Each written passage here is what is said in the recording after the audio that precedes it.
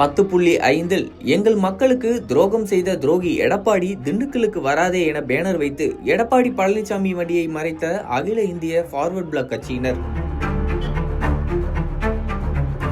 2026 தமிழக சட்டமன்ற தேர்தலையொட்டி அதிமுக பொதுச் செயலாளர் எடப்பாடி பழனிசாமி மக்களை காப்போம் தமிழகத்தை மீட்போம் என்ற பெயரில் தமிழகம் முழுவதும் சுற்றுப்பயணம் மேற்கொண்டு வருகிறார். இதன் ஒரு பகுதியாக 2 நாள் பிரச்சார பயணமாக அதிமுக பொதுச் செயலாளர் எடப்பாடி பழனிசாமி திண்டுக்கல் வந்துள்ளார்.